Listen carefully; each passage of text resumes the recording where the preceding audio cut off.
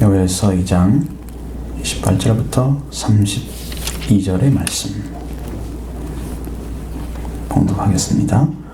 그 후에 내가 내 영을 만민에게 부어주리니 너희 자녀들이 장래 일을 말할 것이며 너희 늙은이는 꿈을 꾸며 너희 젊은이는 이상을 볼 것이며 그때에 내가 또 내 영을 남종과 여종에게 부어줄 것이며 내가 이적을 하늘과 땅에 베풀리니 곧 피와 불과 연기 기둥이라. 여호와의 크고 두려운 날이 이르기 전에 해가 어두워지고 달이 피피같이 변하려니와 누구든지 여호와의 이름을 부르는 자는 구원을 얻으리니 이는 다 여호와의 말대로 시온 산과 예루살렘에서 피할 자가 있을 것이며 남은 자 중에 나 여호와의 부름을 받을 자가 있을 것임이니라. 아멘. 오늘은 여호와 이름을 부르는 자 제목으로 말씀을 드리려고 합니다.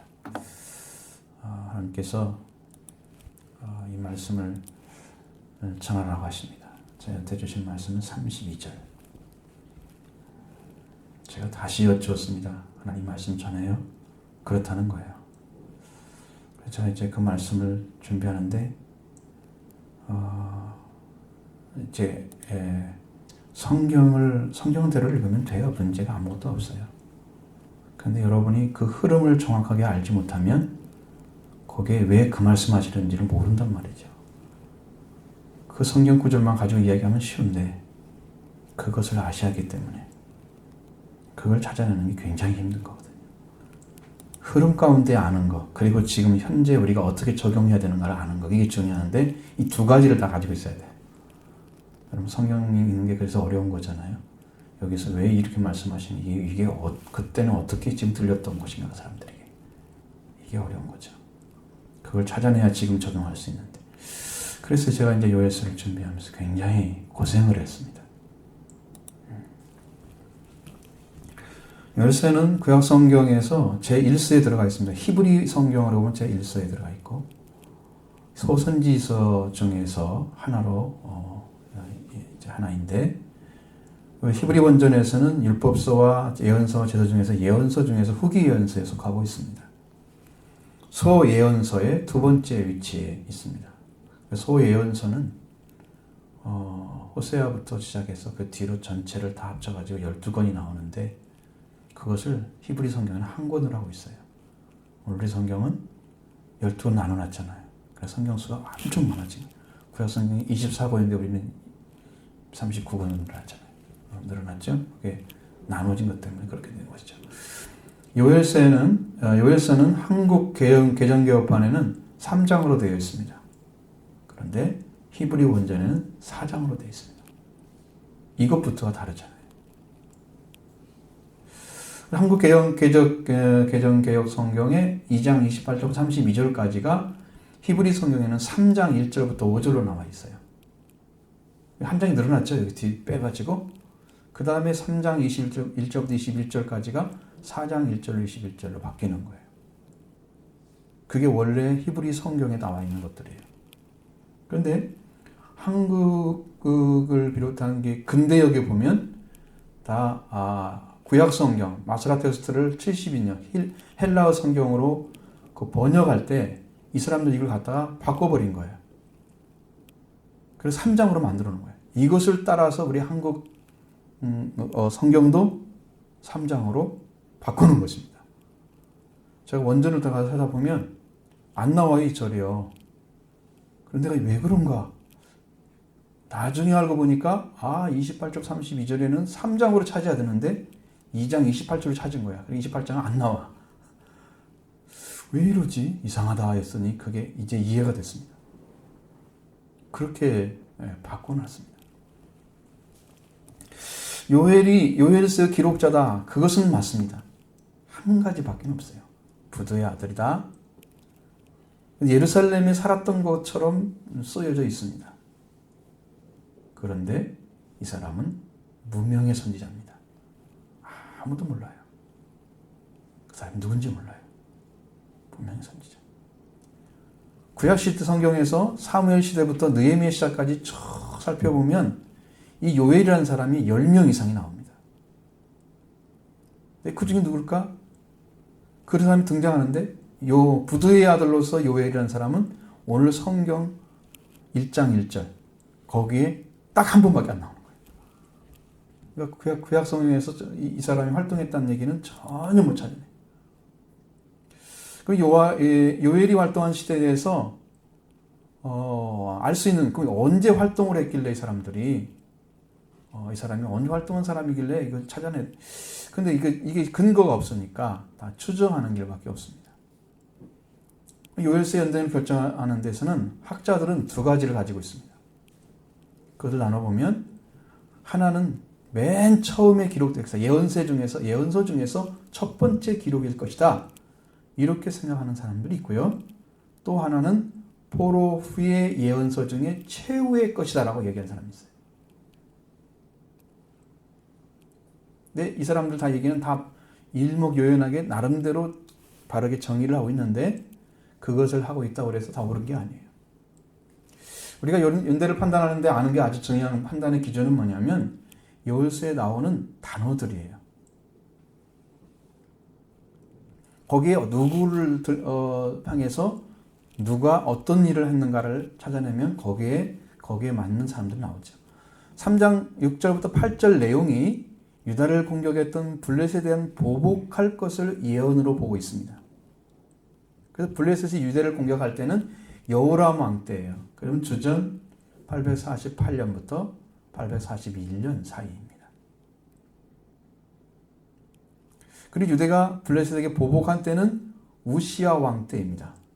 그러니까 이것을 종합해서 보면 요엘서의 기록 연대는 주전 841년부터 790년 그 사이에 기록했다는 거죠. 왜냐하면 아모스서는 정확히 나와 있어요. 그러니까 아모스는 그때 기록했다는 것을 알 수 있기 때문에 아모스서에 기록되는 내용과 유사성이 있어요. 그것도 하나의 증거입니다. 근데 여기에는 아주 특별한 이 의도가 담겨 있는 게 뭐냐면 왕에 대한 얘기는 없습니다. 그리고 제사장이나 장로에 대한 얘기는 있어요. 왜 그렇게 됐을까? 그걸 찾아보니까 요아스 왕이 아주 어린 7살의 왕이 됐어요.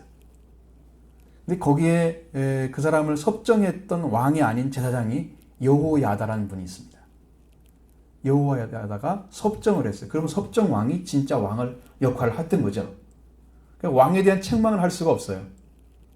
그러니까 제사장이 하는 대하는 얘기는 할 수 있고 왕에 대한 얘기는 못하는 거죠. 그래서 왕과 장로들의 얘기는 분명히 나오는데 제사장과 장로에 대한 얘기는 나오는데 왕에 대한 얘기는 안 나오죠. 요엘 때는 유다 땅에 메뚜기의 대내습이 있어서 지금까지 한 번도 경험하지 못한 그 혼란을 겪는 시기가 있었다 그래요. 농작물이 황폐하다 그래요. 성전에 바칠 것도 하나 없이 완전히 쓸어버리는 그런 때가 있었다는 거죠. 그것은 마치 침략한 적군이 지나간 뒤에 그 쑥대밭처럼 다 사라져버린 농작물이고 뭐고 다 사라져버린 그거와 같은 그런 모습을 보여주는 이런 메뚜기의 내습으로 이 지방에 때때로 보여지는 현상이라 그래요. 오늘도 이 대군이 한번 지나가면 일순에 황량한 폐허가 되는 것을 보여줍니다. 지금도 그런 일이 벌어지고 있습니다. 이 말씀은 과장이 아니고 상상이 아닌 실제로 일어났던 자연현상입니다. 요엘은 이것을 이스라엘의 불신과 불의에 대한 하나님의 진노라고 말씀하시고 그것 때문에 여호와의 날이 찾아올 것이라고 예조를 보여주고 그 다음에 경고를 하고 있습니다. 그 너희들은 금식하고 백성들은 금식하고 기도의 제물로서 그 죄를 통회하고 사하심을 구하지 않으면 안 된다고 권고하고 있는 것입니다. 이제라도 금식하고 울며 애통하고 마음을 다하여 내게 돌아오라. 이 경고에 의해서 백성은 제사장의 지도 아래서 마음의 회개의 진실을 나타내고 금식을 하며 기도해야 했습니다. 그럼 메뚜기 떼는 멀리 떠나고 자연은 새로운 힘으로 부흥의 기설을 다시 세워주는 하나님의 은혜가 다시 임재하는 그런 역사를 말하고 있는 것입니다. 그래서 요엘은 하나님에 의해서 환희와 찬송으로 바쳐지는 그 일이 지난 다음에 그런 일이 벌어지고 이 가공할 만한 정말의 묵시적인 형태의 그런 말씀으로 기록해 놨습니다. 그럼 이것이 지금 그때만 말하는 거냐? 그게 아니고 마지막 때에도 이야기를 하는 거예요.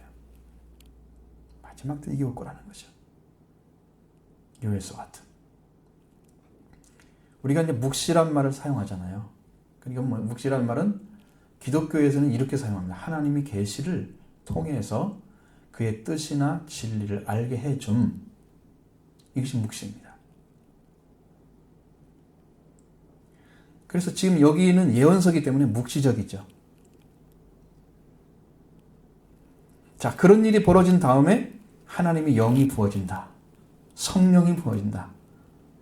모든 사람들에게 이런 경험이 주어지고 그의 완전한 우주에도 놀라운 변화가 일어날 것이다. 그것은요, 다 포함하고 있는 거예요. 자, 성령 부어지고 난 다음에 지금 오순절날 이후에 거의 2000년 세월이 흘러가잖아요. 하늘에 지금 그런 징조가 보입니까? 아직 안 보였죠? 보였습니다. 그러니까 어마어마하게 큰 것을 한 번에 담아놓은 성경의 말씀이면서 보여줍니다. 여기 무서운 변화가 올게 될 텐데 마지막 때에 여호와 이름을 부르는 자만이 구원을 받는다. 이렇게 이야기를 하고 있는 거예요. 그리고 이제 유다를 괴롭혔던 그 나라들은 다 호출됩니다. 그래서 여기서 유다가 영광의 옷으로 입혀짐을 받게 되는 것이고 거기서 그의 안연한 낙천주의적 세계 평화에 대한 도전하는 그런 걸 하나님께서 백성에 대해서 대적하는 사람은 철저하게 분쇄를 시켜버리는 아주 무서운 심판이 예고되어 있는 거예요. 그래서 여호와 이름을 부를 때가 올 것이라는 거예요. 마지막 때는. 장래의 일을 말씀하실 거예요. 이 요엘의 진리는 모두가 새롭게 돼서 국적과 언어의 그런 차이를 넘어서 하나님의 영에 의해서 전부 하나가 되는, 통일되는 축복의 날, 여호와의 날이 올 거다. 그렇게 이야기를 하고 있습니다. 그것이 예수님을 통해서 이미 이루어졌습니다. 우리 가운데 이루어졌어요.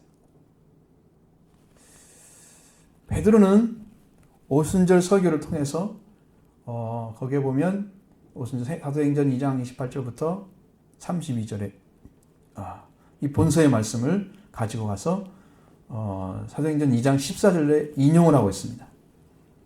요엘은 무명한 선지자입니다. 그런데 주님의 날이 오실 것을 예언함으로써 그 말씀이 사도의 설교 말씀으로 다시 해석되면서 완전하게 이루어졌어요. 하나님이 지금 왜 이 시대에 이을 줄 것인가, 이 말씀을. 그것은 주님의 때가 가까웠기 때문입니다. 주님의 날이 가까웠기 때문입니다. 구약 성경적으로는 여호와의 날, 신약 성경으로는 주의 날입니다. 요엘서의 주제는 여호와의 날입니다. 그것은 아모스나 다른 선지자들도 한 가지로 말씀하시는데 이 여호와의 날은 어떤 날이냐? 심판과 동시에 축복의 날입니다. 어떤 자에겐 심판이 될 것이고 어떤 자에겐 축복이 될 것입니다. 여러분, 동일하게 일어나는 하나의 사건이 어떤 자에겐 축복이 되고 어떤 자에겐 심판이 되는 이 두 가지로 드러난다는 거예요. 자, 여기 성경에서 아주 중요하게 다루는 부분이 하나 뭐냐면 요엘서가처럼 모든 사람, 만민 위에 성령이 임재한다는 말씀은 없습니다. 다른 성경에는 아예 나와 있지도 않아요. 너무 놀라워. 처음이자 마지막에. 근데 이게 요엘서에 나와 있는 2장 28절에는 그 후에 내가 내 영을 만민에게 부어줄 것이다 이렇게 말씀하시는데 이것을 사도행전에 딱 가져와서는 말세에 하나님께서 말씀하시되 이렇게 하시면서 내 영을 내 종들에게 부어주겠다. 이렇게 말씀 나오는 거예요. 이 말이 완전 바뀌어졌죠. 그럼 제가 이제 말씀 드릴 때 그 이야기가 나올 것입니다. 말세란 말은 아니고 이것 후에라는 뜻을 가지고 있는 단어예요. 근데 이거 바꿨을까? 그것은 이제 사도행전 들어가서 알아야 되겠어요. 볼 수 있는 것이죠. 구약 시대에는요, 하나님의 영은 특별한 사람에게 부어집니다. 모세와 같은 사람, 선지자들. 그런 사람에게 부어졌대요. 그런데 만민에게 부어준다는 이런 약속은요, 전무후무한 약속이에요. 모든 사람. 자, 영으로 부어진다. 성령의 풍성함이 나타날 거다. 이걸 약속해 놨습니다. 하나님의 영이 부어지게 되면 장래일을 말하고 꿈을 꾸고 이상을 보게 된다. 하나님의 계시를 받아 하나님 말씀하는 거죠. 많은 사람들이 자녀들이나 늙은이나 젊은이나 남종이나 여종이나 이 모든 것, 만민, 성이나 연령이나 신분이나 계급을 넘어서 국적을 초월해서 모든 사람에게 다 주어져서 복음의 시대가 올 것이다. 이걸 예언했는데 사도행전을 보니까 정말 그래요. 거기에 왔던 사람들이 그 사람들의 제 나라 국적이 얼마나 다양한지 몰라요. 18개인가 16개인가 돼요. 국적이. 그러면 언어도 다 다를 거거든요. 성별도 다를 거고. 이거 뭐 남자 여자 다 다를 거고. 굉장히 많은 사람들이 와서 거기서 그런 일이 벌어져요. 그럼 성경에 나온 말씀과 동일하게 이루어졌다는 거죠. 그 사람들이. 자, 그래서 오늘 요엘서에 대한 이야기를 하려면 이제 28장에서 그 후에라는 말씀에 근거해서 2장에 있는 말씀을 여러분이 이해를 해야 그 뒤로 쭉 이해를 할 수 있는 거예요. 여기서 2장 1절부터 11절까지는 심판의 경고와 회개의 촉구에 대해서 말씀하고 있는데 1장에서 말씀하신 것처럼 지금까지 겪지 못했던 재앙을 겪게 될 것이다. 그 일들이 이렇게 될 것이다 라고 기록해 놓고 있습니다. 그래서 회개를 촉구하는 거예요. 그 다음에 구체적인 회개를 위해서 주시는 말씀이 12절부터 17절까지의 말씀. 이렇게 기도하라. 자, 이런 재앙이 올 거니까 이것을 회개하고 이렇게 기도하라고 말씀하시는 거예요.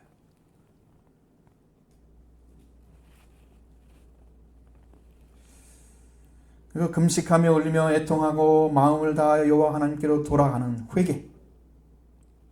옷을 찢지 말고 마음을 찢는 회개를 해서 여호와 하나님께 돌아오면 하나님은 은혜로우시고 또 하기를 더디하시고 인애가 크셔서 돌이켜 재앙을 내리지 아니하시고 주님께서 마음을 돌이켜 재앙을 내리지 아니하실지 어떻게 하느냐. 여러분 어떠한 일이든지 내가 재앙을 당했든지 상대가 재앙을 당했든지 내가 억울한 일을 당했든지 간에 벗어나는 일, 그 모든 일에서 벗어나는 방법은 회개밖에 없습니다. 회개가 길입니다. 하나님은 그 방법으로 항상 인도하셨어요. 항상 인도하셨습니다. 이스라엘 민족에게 외치는 말씀 중에 아주 중심되는 부분, 회개하라, 돌아와라, 내가 너를 널리 용서해 주겠다. 하나님의 품 안에 돌아오기를, 마치 자녀가, 집 나간 자녀가 돌아오기를 고대하는 모습. 그 사랑스러운 아이가 나가서 그 수많은 고난을 당하고 고통당하는 거 볼 수가 없는 그 부모의 마음이 성경에 기록되어 있는 거예요. 그럼 회개의 구체적인 방법은 15절부터 17절의 말씀 보면 시온에서 나팔을 불어서 거룩한 금식일을 정하고 성회를 소집하라고 말씀합니다. 나팔을 불면은 군대를 소집할 때 나팔을 불죠. 대체로. 그런 소집을 하면 장로들과 어린이들과 정 먹는 자와 신랑과 신부를 다 소집하는 거예요. 그리고 여호와를 섬기는 제사장들은 낭실, 저 성전의 동쪽 출입구에 있는 현관과 번제단 사이에서 울면서 이렇게 기도하라고 말하고 있습니다. 여호와여, 주의 백성을 불쌍히 여기소서. 주의 기업을 욕되게 하여 나라들로 그들을 관할하지 못하게 하옵소서. 어째 이방인으로 그들의 하나님이 어디 있느냐 말하게 하겠나이까. 이렇게 하면서 통회하는 거죠. 구체적으로 기도합니다. 지금까지 어린 왕 요아스가 다스리기 때문에 이 회개를 할 자는 여호야다 제사장이었습니다. 회개할 자리에 서서 회개를 할 때. 자, 그러면 그렇게 되면 이스라엘 전 백성이 다 회개하는 것입니다. 하나님의 사랑과 긍휼을 받기를 원하는 것이죠. 요엘을 통해서 이스라엘 백성에게 은혜를 베푸실 건데 그것은 사랑으로 나타납니다. 이러한 진실한 회개를 할 때 하나님의 사랑과 긍휼을 받을 수 있다. 자, 이 말씀이 2장 18절부터 27절의 말씀입니다. 영원히 수치를 당하지 않도록 하신 하나님의 사랑의 회복이 나타나요. 백성의 회개로 통해서 하나님의 절대적인 사랑으로 돌아온 자들에게 다시 주시는 은혜, 다시 은혜를 주신다는 거예요. 하나님은 회개한 이스라엘을 그 재앙에서 돌이키셔서 이제는 그 땅을 회복하게 하시고 그 군대를 물리치시고 모든 두려움이 물러가고 기뻐하며 즐거워하게 될 것이다 하는 말씀입니다. 자, 여러분 이 흐름을 잘 파악하셔야 뒤에 무슨 말씀하는지 이해될 수 있습니다. 이 부분을 전혀 모르면 쭉 따라오지 못하면 안 됩니다. 그렇게 해서 하나님께서 이제 곡식과 새 포도주와 기름을 주실 것인데 너희 영이 흡족할 거다. 너에게 흡족하게 주실 거다. 약속하시죠. 이 말씀은요, 땅을 회복하겠다는 거예요. 백성이 돌아오니까 땅이 회복되는 거예요. 백성이 타락하면 땅이 저주를 받는 거예요.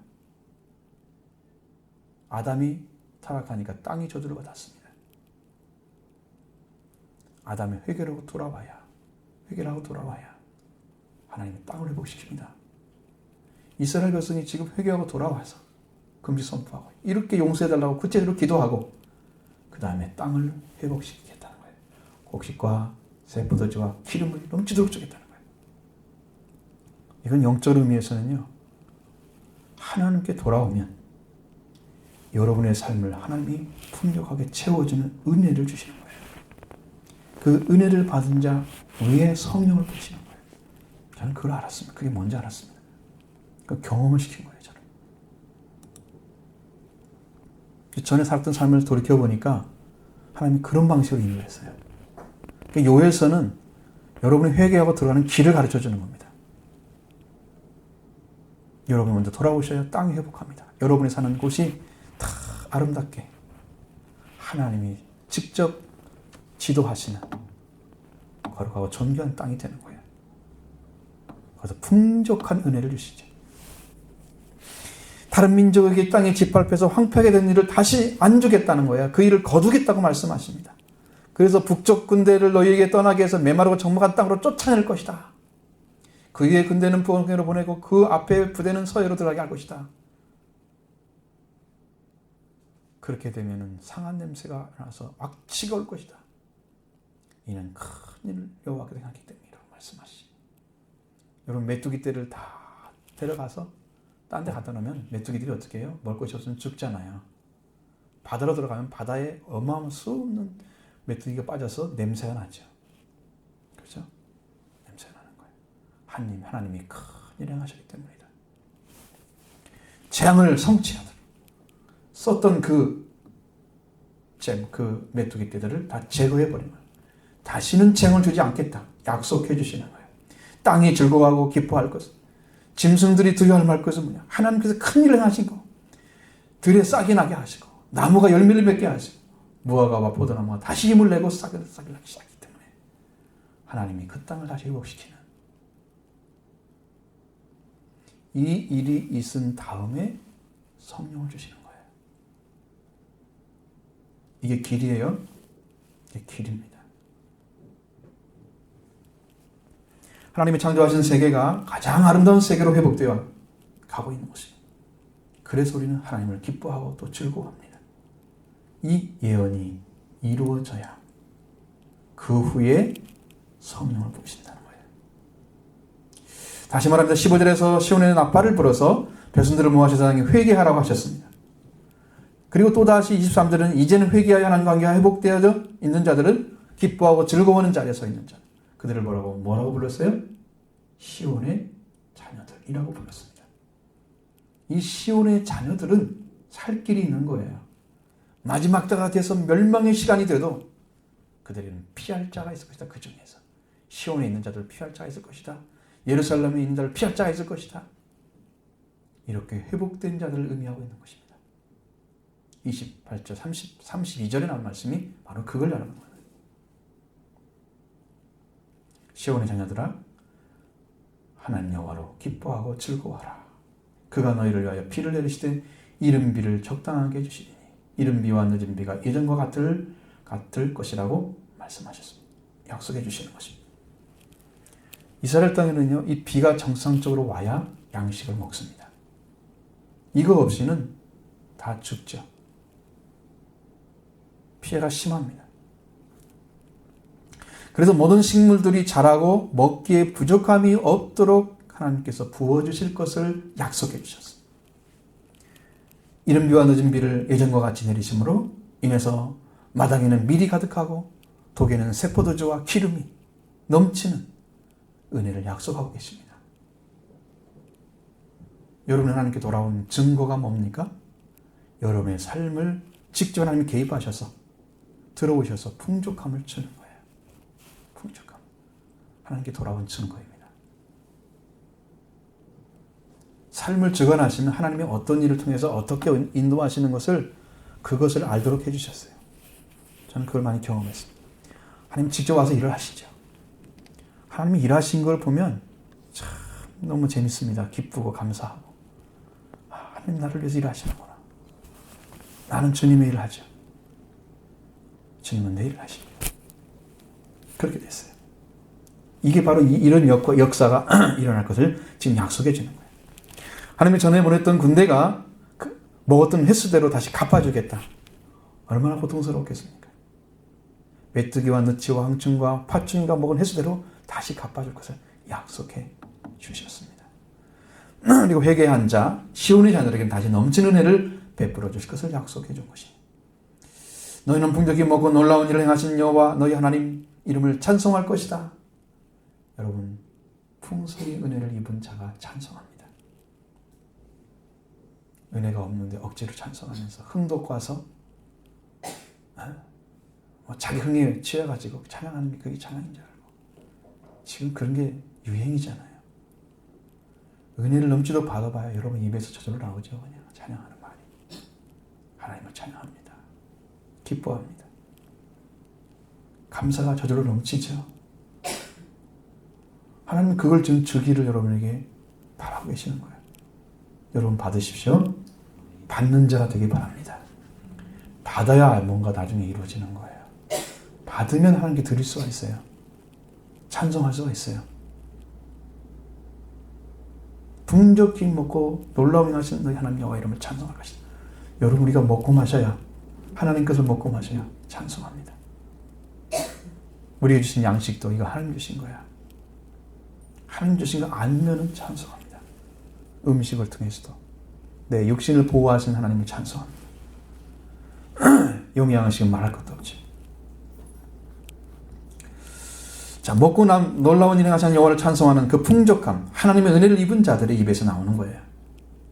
자, 하나님의 것으로 풍족한 자는 하나님을 찬송한다. 이런 은혜를 받은 자는 영원히 수치를 당하지 아니할 것이다.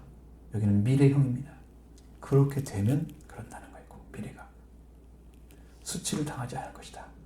여러분 수치가 영원히 제해져야만 죄에서 해방된 자가 되는 거예요. 그 죄에서 해방된 자에게 성령을 주시는 거예요. 반드시 영원히 수치를 당하지 않을 백성이 되게 하시길 약속해 주셨어요. 그러니까 예언이라고 하는 것은 그 시대도 맞지만 그 후 세대도 맞아야 돼요. 그 후 세대도. 그러니까 이게 참 한 번 적용시키고 말 것이 아닙니다. 2장 17절에는 그런즉 내가 이스라엘 가운데 있어서 너희 하나님이 되고 다른 이는 없는 줄을 너희가 알 것이라 내 백성이 영원히 수치를 당하지 아니하리로다. 이렇게 말씀하신 것입니다. 하나님이 이스라엘 가운데 계십니다. 이제 계시고 그 다음에 너희 하나님 여호와가 되고 주님이 되시는 거예요. 우리의 참 하나님이 되시고 다른 이가 없는 줄을 알리라. 여러분 이 신앙이 오게 되면 다른 분은 없고 오직 하나님 한 분밖에 없다는 사실을 알게 되는 그 유일신 여호와시니 신명기 6장에 나오는 말씀 이스라엘 들으라. 여호와는 오직 유일하신 여호와시. 그 하나님 한 분인 걸 아는 다른 분이 다른 신이 없는 것을 아는 데까지 가야지 백성이 수치를 당하지 않는 거예요. 그 하나님 한 분인 것을 지금 여러분 마음속에 정말 그렇게 믿어집니까? 하나님 한 분밖에 없다. 절대자 하나님 한 분밖에 없다. 다른 이는 없다. 여기 1계명 맞죠? 10계명에서 나 외에 다른 신은 내게 있게 말지니라. 1계명이 이루어지는 거예요. 다른 신이 없습니다. 다른 신은 없어요. 하나님 한 분밖에 없는 것을 알게 될 때에 하나님이 그 중에 계셨죠? 그러니 풍족히 넘치고 은혜를 받게 될 것이고 그 다음에 그 하나님밖에 없는 그걸 알게 될 때에 내 백성이 영원히 수치를 당하지 않을 것입니다. 거기서 모든 죄악이 씻겨집니다. 여러분 하나님은 여러분들이 죄 가운데 머물러 죽기 원하지 않으십니다. 돌아와서 구원받고 은혜 받기를 원합니다. 충만히 받기를 원합니다.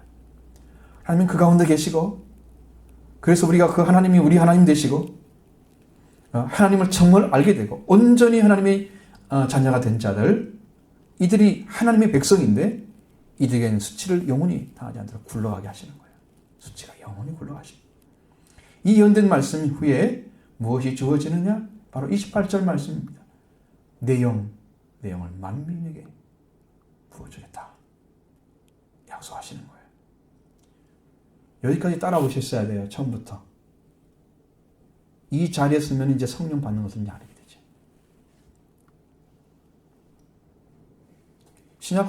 신약에서 넘어가도 성령 받는 길을 베드로가 가르쳐 줬습니다. 이렇게 하면 성령을 주겠다. 동일한 일이 벌어져요. 그건 예수 그리스도 오셨기 때문에 예수 그리스도로 인해서 주어지는 여기는 여러분들이 생활 속에서 말씀 안에서 들어가서 순종으로 이루어가는 자, 그러니까 재앙도 하나님 주시면 그 재앙을 해결할 수 있는 방법은 회개하는 것입니다. 내 이웃이 재앙을 받았으면 여러분이 회개하는 것입니다. 내 백성이 죄를 지으면 여러분이 회개하는 것입니다. 저 사람 때문에 그래서 저 사람 죽여야 돼. 이렇게 한 사람을 물지 말으시고 여러분 그 생명을 위해서 회개하기 바랍니다. 그러면 나라에 하나님께서 은혜 보여주십니다. 우리 민족이 이렇게 타락하고 정치, 문화, 사회가 다 타락한 모습을 다 보여주고 있습니다. 그래도 지금 하나님이 왜 우리 민족을 사용하느냐? 하나님께 기도하는 자가 있기 때문입니다. 회개하고 통회하는 자들이 있기 때문에 하나님 사용하시는 거예요. 여러분도 그 중에 있기를 바랍니다. 민족을 사용하지 않으면 안 되죠. 자, 28절을 같이 보겠습니다. 그 후에 내가 내 영을 만민에게 부어주리니 너희 자녀들이 장래의 일을 말할 것이며 너희 늙은이는 꿈을 꾸며 너희 젊은이는 이상을 볼 것이며. 자, 이 말씀은 베드로 이제 28절 32절의 말씀을 베드로가 오순절날에 성령 충만을 받고 설교할 때 이 말씀하셨어요.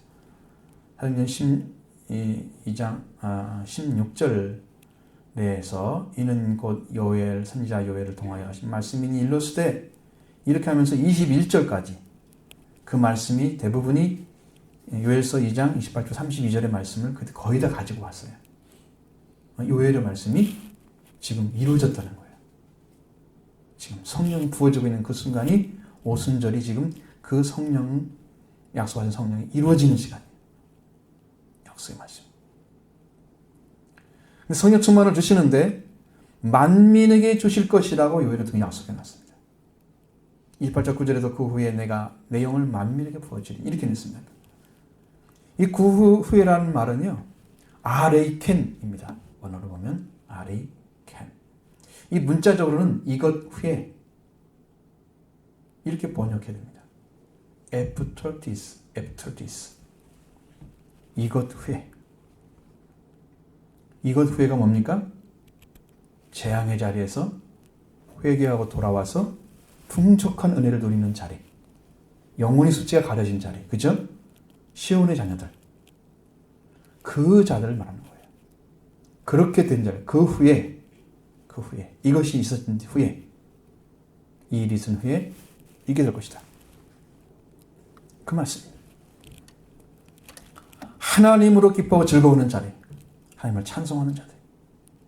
영혼이 수치가 굴러간 자리. 그 자리에 돌아온 사람들. 회개하는 자들을 말씀하십니다. 하나님의 풍족함을 누리며 하나님을 찬양하는 백성들. 수치를 당하는 백성들을 말씀하십니다. 그들에게 성령의 충만함. 성령을 부어주실 것을 약속해 주셨습니다. 내 영이라는 것은 하나님의 영. 동일한 것입니다. 성령은 아버지의 영과 아들의 영이에요. 그러니까 내 영, 그럴 때 여기서 하나님 말씀하셔도 하나님의 영도 성령이고 예수님의 영도 성령이에요. 동일한. 그래서 우리가 한 가지 해결할 문제가 뭐냐면 하나님의 영을 만민에게 부어주시겠다 그랬습니다. 이 만민이라는 단어를 원어로 보면은 콜바르스입니다. 이것을 그냥 원어 그대로 해석하면 문자적으로 하면 이건 모든 육체입니다. 모든 육체. 이건 육체라고 말하지 않고 육체란 말을 쓰지 않고 여기서는 인류라고 사용합니다. 해석합니다. 모든 인류. 모든 인류에게 하나님 영을 부어주겠다는 거예요. 그것이 하나님이 구원이 만민에게 선포돼야 할 이유입니다. 왜? 성령을 잃어버려서 인류가 망했기 때문에 성령을 받으면 다시 회복하는 길, 인류가 사는 길, 구원받는 길을 다시 열겠다는 거예요. 그게 하나님의 목적이에요. 성령을 주시. 그런데 불구하고 만민에게 성령이 임했습니까? 성령은 부어주리니 그랬는데 만민에게. 왜 이게 차이가 나는 것입니까? 모든 인류가 성령을 받아야 맞잖아요. 이 말씀대로 하면. 저는 그래서 이 일이 왜 안 이루어질까? 이것은 아주 재앙 가운데 있는 것이고요. 죄 가운데 있는 거예요. 회개하고 돌아오지 않기 때문에 안 이루어지는 거예요. 회개하고 돌아온 시온의 자녀들에게 이루어지는 것입니다. 영혼의 수치가 굴러간 자들에게 주어지는 거예요. 이 일이 해결되지 않은 사람들은 여전히 죄 가운데 있는 것입니다. 그러니까 모든 사람들이 성령을 받을 수가 없어요.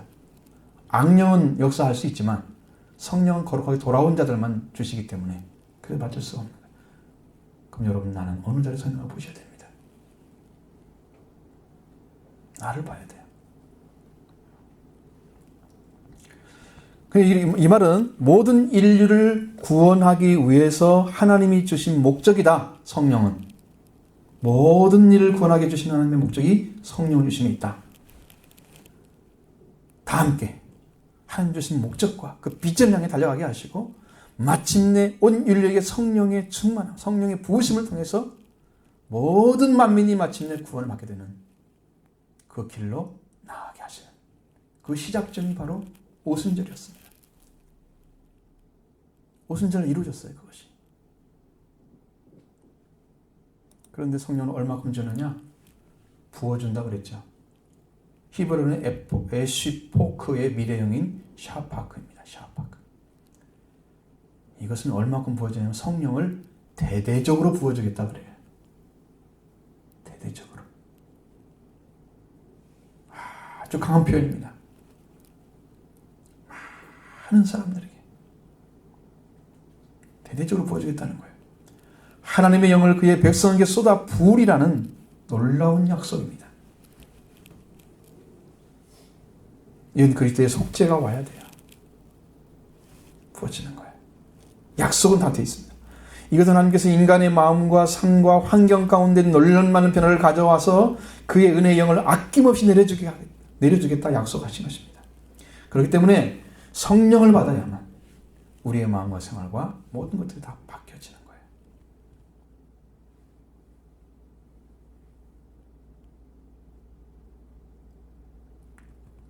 그래서 지금도 성령을 부어주고 계신 것입니다.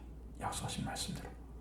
오순절에 이루어진 성령의 강림의 약속, 그것이 지금까지 유효한 것은 본문의 말씀이, 부어준다는 말씀이 미완료로 되어 있어요. 미완료로. 아직도 완료가 안 됐어요. 주님이 오실 그 순간까지가 그 기한일 것입니다. 성령 부어주신. 미완료이기 때문에. 한번 성령 기록했는데 또 완료로 쓸까요? 언제쯤 완료될까요? 주님이 오셔서 심판하신 그 순간까지 미완료로. 계속해서 구원의 길을 열어올 것입니다. 성령 받는 길. 그 여러분들도 성령 받기를 간절히 더욱 사모하시기를 바랍니다. 거기서 이렇게 약속해 놓은 재앙의 문제를 예수님께서 해결해 놓으셨습니다. 예수님 안에 푹 은혜가 있어요. 저는 구약적 은혜 받은 게 아니잖아요. 지금 신약으로 받은 거잖아요. 근데 여기 신약 구약을 통해서 보니까 그것이 다 거기에 연결되어 있어요. 똑같은 말이었어요. 그게 풍성한 은혜를 받고 하나님을 찬송, 하나님밖에 다른 이가 없는 사실을 알고 그 수치를 영원히 지하여서 이렇게 받으면 하나님 보신 성령을 받습니다. 그 예수님이 그 일을 다 해놓으셨어요. 그러니까 예수 그리스도 안에서 성령을 받는 거죠. 그리스도 안에 돌아오는 거죠. 예수 그리스도 안에 들어있는 자들에게 성령의 충만함을 주십니다. 예수님을 말미암아 절대적인 아버지시 하나님을 아는 사람, 하나님 한 분밖에 없다는 것을 아는 사람 성령 부어주셨다 것입니다. 이 모두가 구약에서든지 신약에서든지 들어가는 문은 회개입니다. 회개로 시작해서 성령의 충만으로 맞춰지는 거예요. 이게 성경의 구약에서나 신약에 똑같은 거예요. 똑같은 길입니다. 성령 받은 자들은 너희 자들 중에 성령 받은 중에서 너희 자녀들이 장래일을 말할 것이요. 그랬으면 이 말은 예언자를 가리키는 나비에서 온 나바입니다. 이 말은 예언하다는 말입니다. 우리말로는 장래일을 말할 것이 이렇게 하겠어요. 그냥 원어로 예언하다 이 말입니다. 너희 자녀들은 예언할 것이다.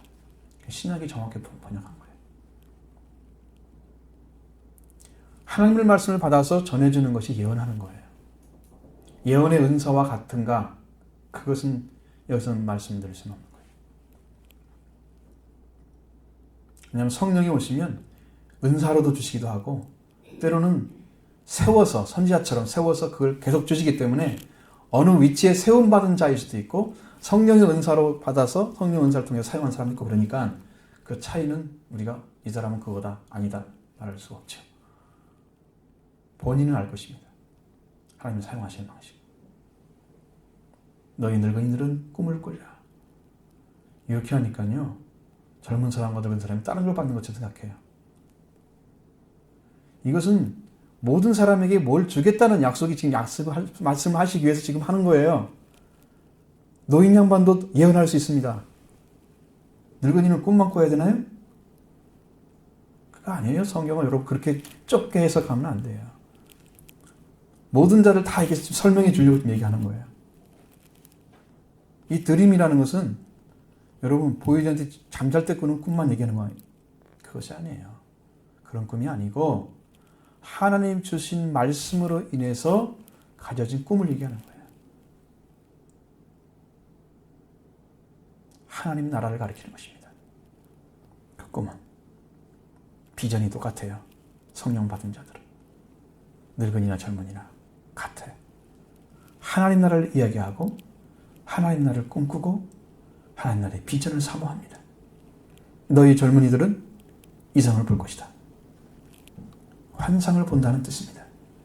환상은 현실에는 없는 것을 있는 것처럼 느끼는 상념 이렇게 돼서 우리말로는 산상이라는 말이 그렇게 돼 있어요. 그러니까 이건 조금 정신이 좀 이상한 사람이 환상 본다는 얘기는 우리말로 이해를 하면 그래요. 이 환상도 그런 환상을 말하는 게 아닙니다. 사람들 말하는 생각으로 보여지는 게 아니에요.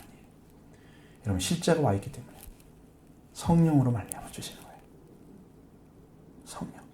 성령 받은 자에게 주시는 환상이에요. 성령 받은 자라는 의미는 이미 죄의 단계, 속죄와 부활의 단계를 넘어서 이제는 열매의 단계에 온 거예요. 열매를 맺는. 그 사람이 그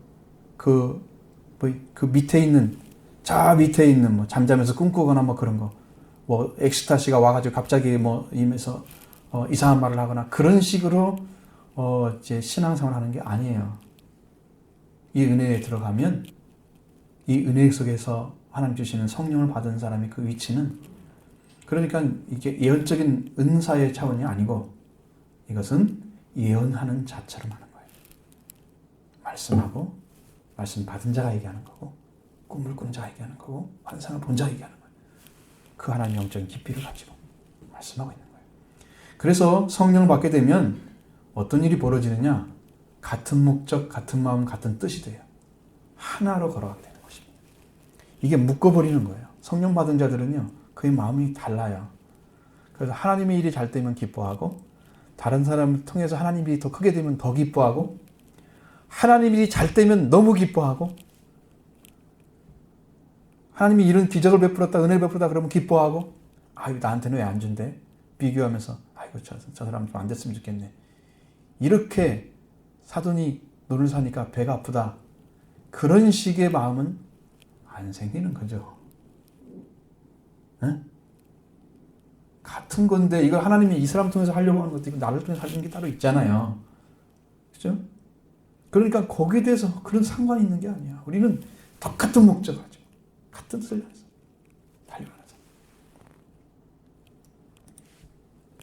그렇게 해서 하나님 나라를 이루어가는 비전을 소유한 자들이 되는 것입니다. 성령 받았죠? 이 사람이 하는 거고요. 두 번째는 성령을 주시는데 내 영을 종들에게 부어주겠다고 말씀하십니다. 29절 같이 봅니다. 그때에 내가 내 영을 남종과 여인에게 부어줄 것이며, 28절에는 만민에게, 모든 인류에게 부어주겠다고 소하신 말씀. 성령은 종들에게 부어줄 거라. 그때에 내가 또라는 말을 사용했습니다. 또. 이것은 더욱이라는 말이에요. 또라는 말이 아니고 우리말로 더욱이. 그러니까 누가 집중해요? 종들이 더 집중하는 하나님께서 부어주는 게, 성령을 부어주는 게 강조하고 있는 거예요. 종들에게 더욱더 부어주겠다는 것이죠. 종들에게 부어준다는 의미는 아까 말씀드렸지만 성령의 충만함입니다. 충만함. 남종과 여종은 노예와 하녀예요. 이게 무슨 말씀이냐? 사회적 신분을 얘기하는 건가? 그 말하는 게 아닙니다. 그럼 꼭 사회적 신분으로 낮은 자만 되어야 성령 받나요? 그럼 이상하잖아요. 그런 것은 안 그렇죠. 이것은 주인의 명령에 죽고 사는 자들을 말입니다. 헌신하는 자들. 하나님은 그들에게 성령을 부어줄 것입니다. 넘치도록 부어줄 것입니다. 예수님에 대한 예언도 이사야 41장 1절에서 보면, 내가 붙드는 나의 종, 내 마음에 기뻐하는 자, 내가 택한 사람을 보라. 내가 내 영을 그에게 부어 주었은즉 그가 이방에 정의를 베풀리라. 이렇게 말씀하셨습니다. 예수님이 이 세상에 종으로 오셨습니다. 더욱이 더 완전하게 성령을 부어주셨습니다. 하나님의 영으로 예수님은 거룩한 공생애를 살아가신 거예요. 그래서 구원을 완성하신 것입니다. 성령이 그 위에 임하셨습니다. 그 일로 성령과 함께, 하나님 말씀과 함께 예수님은 아버지에 대한 자녀 자리로서, 또 메시아로서 그 모든 것을 다 가지고, 완전한 걸 가지고 이 복음을 증거하셨기 때문에 그분은 완전한 종으로 쓰임받고 이제 이 땅에서 구원을 완성시켰어요. 구약 성경의 모든 것이 통틀어졌어요. 성령이 오지 않으면 말씀 몰라요. 성령이 왔기 때문에. 이렇게 성령을 부으시고, 또 한 가지는 성령을 부으셔서 그런 일을 하신 그 역사를 행하시고, 한쪽 면에는 하나님의 마지막 또 한 가지는 이적을 베푸시겠다 약속해 주신 것. 30절 말씀 같이 보겠습니다. 내가 이적을 하늘과 땅에 베풀리니 곧 피와 불과 연기 기둥이라. 여기 이적이라는 단어를 사용하고 있잖아요. 하나님의 능력 의해 거룩하고 현세적인 현현을 묘사하기 위해서 이 단어를 사용합니다. 자, 하나님이 이 땅에 보여지도록 하는 거예요. 하나님의 능력이 거룩하고 보여지는, 자, 그 장면을 묘사하기 위해서 이적이란 말을 사용한다는 거예요. 여러분, 하나님이 나타났습니다 이렇게 쓰기는 그렇잖아요. 그 단어 안에 포함을 시키는 거예요. 자, 이 이적을 주시는 때 뭐냐면 하늘과 땅에 주시는 이적은 곧 피와 불과 연기 기둥이라 이렇게 했습니다. 이 이적을 주시는 때는 31절에 연결된 것처럼 여호와고 여호와의 크고 두려운 날, 크고 두려움을 빼오면 여호와의 날, 그렇죠? 여호와의 날에, 여호와의 날에 나타나는 하나님의 심판을 이렇게 묘사한 것입니다. 피와 불과 연기 기둥이라. 이 피라고 하는 단어를 통해서 묵시적인 언어로 사용하면 이 피는 전쟁을 의미하는 것입니다. 전쟁. 원래 피는 생명입니다. 피를 흘려서, 동물의 피를 흘려서도 하나님은 죄를 용서해주는, 피를 씻어내는, 죄로 말미암아 피로 말미암아 죄를 씻어내는 도구로 사용하셨습니다. 죄를 사하는 능력으로 사용하셨습니다. 그런데 심판되면 어떻게 되냐? 심판될 때는 전쟁하는 데 사용하는 거예요. 많은 사람이 피를 흘리게 돼 대량 살상이 일어날 거다. 요한계시에 나온 것처럼 이 지구에 있는 사람은 3분의 1이 죽고 지구 3분의 1도 망하고 바다도 3분의 1 물고기가 죽고 일곱 나팔 불 때 그러잖아요. 나옵니다. 성경에.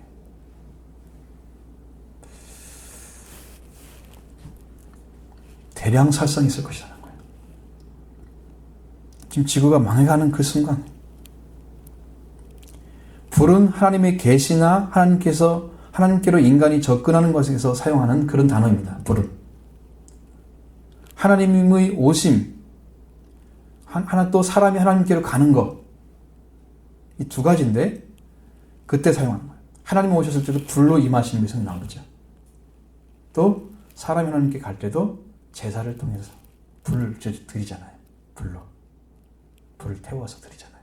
소제 외에는 다 불로 드리잖아요. 전제는 이게 이제 붙는 거지만 그 외에는 전부 불로 태워서 대부분 드리는 것입니다. 이 말은 불이, 여기서는 이 불이 심판할 때 사용되는 거예요. 여러분, 하나님 심판할 때 불을 어떻게 사용했습니까?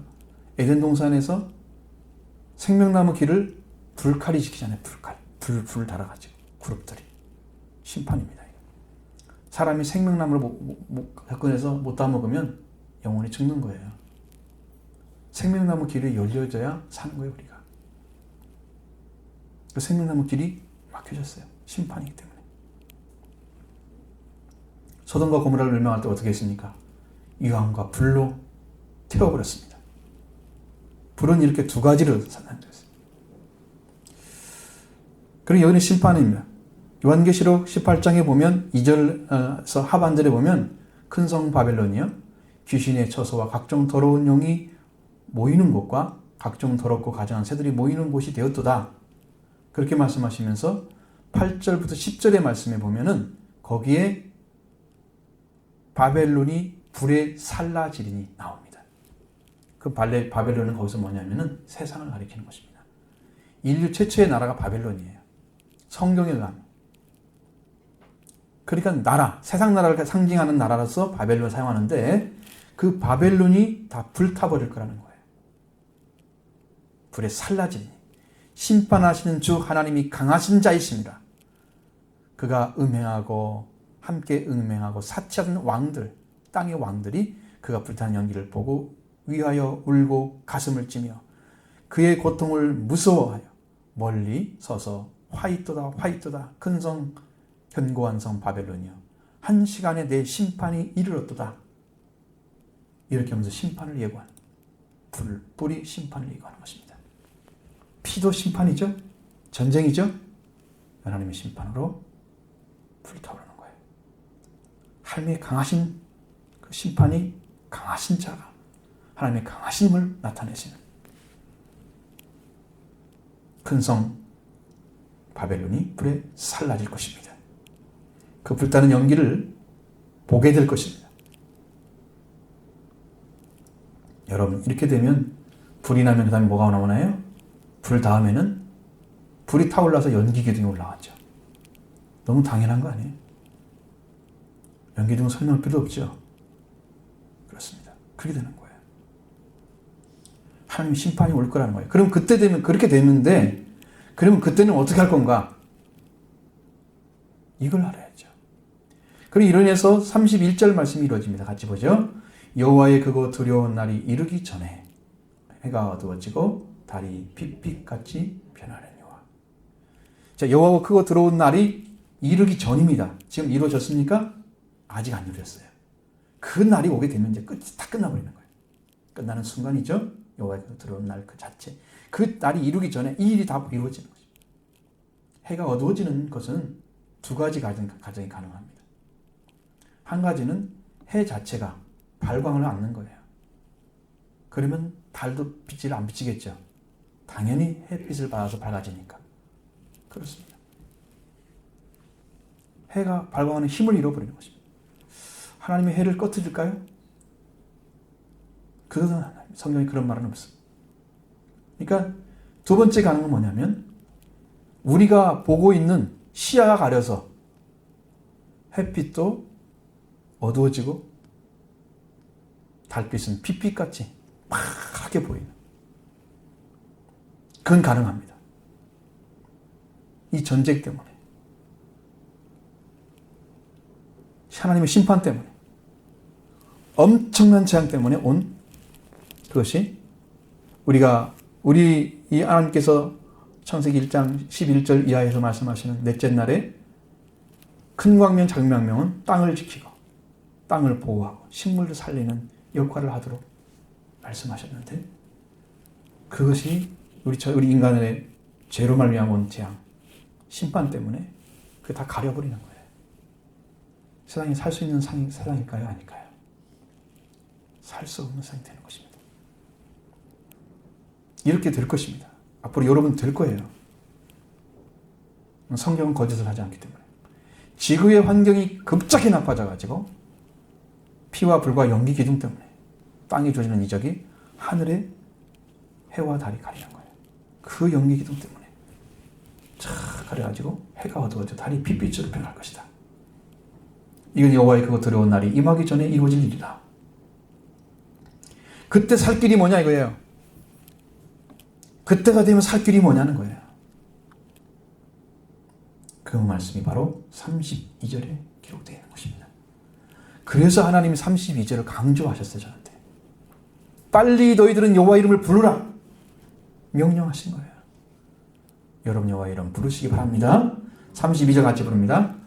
어든지 여호와 이름을 부르는 자는 구원을 얻으니 이는 나 여호와의 말대로 시온산과 예루살렘에서 피할 자가 있을 것이며 남은 자 중에 나 여호와의 부름을 받을 자가 있을 것임이니라. 그때 살 수 있는 유일한 길은 뭐냐? 여호와 이름을 부르는 것입니다. 여호와 이름을. 그런데 누구든지라고 써 있습니다. 누구든지 여호와 이름을 부르는 자는 구원을 얻으리라. 처음에 뭐라고 그랬어요?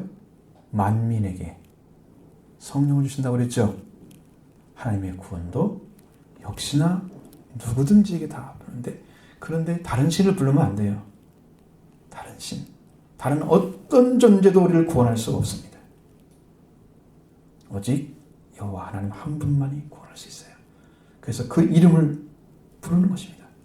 이 부르단 말은요, 청하여 오게 하는 걸 말하는 거예요. 우리말로 하면 우리가 불러서 누구를, 자 하나님 불러서 하나님 거기 계세요, 그게 아니에요. 지금 나에게 오셔서 내가 유급에 처했으니 나를 구원해달라는 거죠. 부른 거예요. 지금 여호와 이름 부르다는 말은 그냥 이름을 부르고 있는 그 자체를 설명하려고 부르는 것이 아니에요. 하나님의 구원을 요청한다는 의미예요. 당신이 좀 오십시오 라는 것입니다. 부른다는 의미는.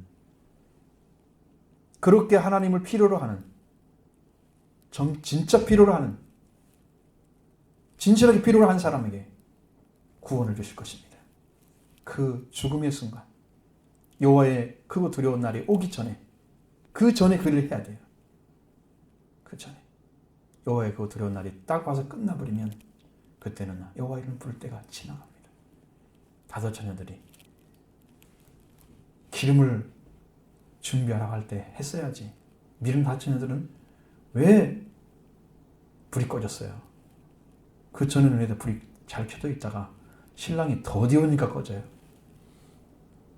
우리들이 오실 거라고 예상하는 그때 안 오시니까 준비가 덜 된 거죠. 그러나 오실 때가 언제인지 모르지만 그 오실 때까지 끝까지 준비한 사람들, 기름을 준비한 사람만 신랑을 맞았습니다. 이 땅에서 많은 분들이 지금 여호와 이름을 부르는 자리를 지금 모르고 있는 거예요. 이 백성들이 얼마나 미련한 겁니까? 하나님의 백성으로 돌아와야 되는, 시온의 백성으로 돌아와야 되는 회개한 자들. 그 다음에 예루살렘에 있을 거라는 그런 사람들이 여러분들 예루살렘에 시온산에 머물러야 됩니다. 돌아온 자로서 서 있습니다. 그 전에 하나님의 부름을 받을 자가 있을 것입니다. 그 중에. 그때가 지나가면 이제 끝입니다. 그때는 최고 극증에 올라간 거예요. 클라이막스예요. 더 이상 구원도 뭣도 없습니다. 끝나버리는 거예요. 이게 얼마나 중요한지 아시겠죠? 그래 이 복음을 전하라고 하나님 말씀하셨어요. 저는 이걸 지금 하나님께 기도하면서 또 찾아내면서 얼마나 심도 있게 정말 나중에 하나님 찾아주셨어요. 주시고도 못 전하게 하시면 제가 어떻게 전해요? 이걸 전체를 통틀어 보지 않으면 볼 수가 없는 내용들입니다. 그 이름을 부르는 자들 어디 있을까요? 그 멸망의 시기에 바로 여호와께서 말씀하신 것처럼 시온산과 예루살렘에 피할 자가 있을 것이며, 피할 자는 누굽니까? 피함을 받는 자는 누굽니까? 여호와 이름을 부르고 있는 사람들입니다. 여호와를 찾고 있는 사람들입니다. 그의 구원을 애타게 부르고 있는 사람들이에요. 그 사람만 구원받는 거예요. 그 마지막 순간에. 이스라엘이 엄청난 타격을 입어서 훼손되었습니다. 시온산도 예루살렘도 피할 자가 그 가운데서도 하나님을 찾고 있는, 그 많은 훼손된 상태에서도 타격을 입어서 지금 이 땅으로 말하면 이 땅이 거의 멸망돼서 사람이 살 수가 없는 그때의 여호와 이름을 부르는 자가 구원을 받을 것입니다. 여러분이 이제 믿다가 저를 우리 교회를 또 다른 데 떠나게 됐다고 하면 그때 주님의 나라가 주님의 말씀대로 이루어져서 그 문제 생겼을 때 그때 목사님 말씀하신 게 이것이구나. 지금 여호와 이름을 불러야 되겠구나. 그렇게만 알아도 얼마나 좋을까요? 그것만 알아도 안 떠나고. 이게 지금 마지막 최후의 거잖아요. 최후가. 이 이상 지나면 다시는 구원이 없습니다. 이게 마지막 여호와의 크고 두려운 날 와버리면 끝나는 거예요.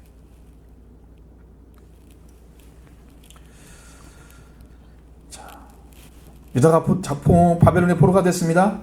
예루살렘 다 불타버렸습니다. 성전도 훼손됐습니다. 황폐해진 곳에 그곳에 남은 자들이 있었습니다. 근데 남은 사람들은요, 다 똑똑하고 귀인들, 이렇게 위에 있는 계급 그런 사람들은 다 잡혀갔어요. 포로로. 거기에는 지긋하게 못났고 지혜도 없고 무능하게 생긴 사람만 예루살렘 이 땅에 남아있는 거예요.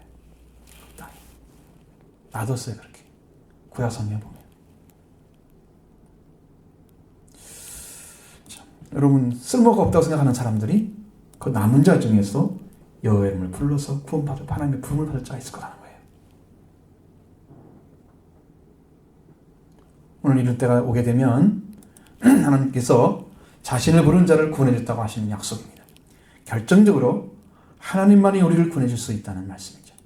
우리 하나님만이 우리를 구원해 주십니다. 우리가 살아가는 이 세상에서 구원을 뿐은 오직 하나님 한 분밖에 없습니다. 이 구원을 이루시고 우리 그주로 오신 예수 그리스도, 그리고 오늘 아버지와 아들 영으로 오신 성령님, 구원의 길을 알게 해주시는 거예요. 지금도 그 삼위일체 하나님께서 지금도 일하시기 때문에 그걸 알 수 있는 거예요, 우리가. 그러므로 성령을 받고 구원을 선포하는 능력, 그 현장에서 여러분 구원받게 하는, 또 은혜를 받고, 그러면 마지막 이때가 되기 전까지도 우리는 그 구원받은 자로서 삶을 살아야 됩니다.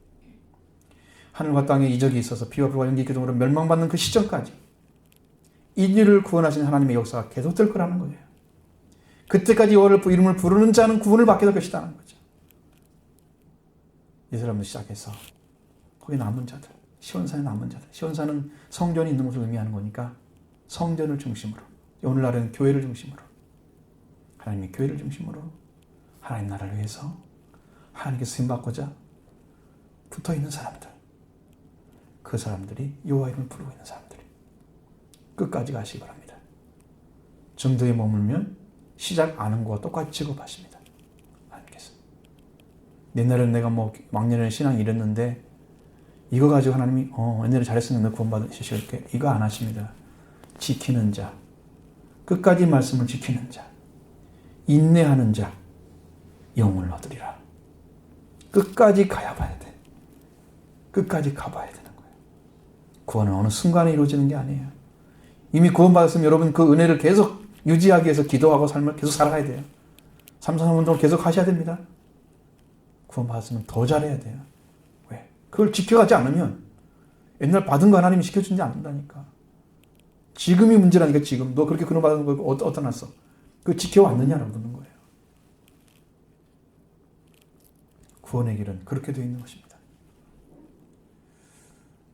자, 그래서 끝까지 견뎌야 됩니다. 시온산과 예루살렘에 피할 자가 있을 것입니다. 남은 자가 여호와 이름을 부름을 받을 자가 있을 것입니다. 오늘 여러분이 교회에 오셔서 애타게 부르짖고 찾으신 여러분, 여러분에게 주시는 하나님의 메시지입니다. 여러분의 이런 놀라운 구원이 있으시기를 바랍니다.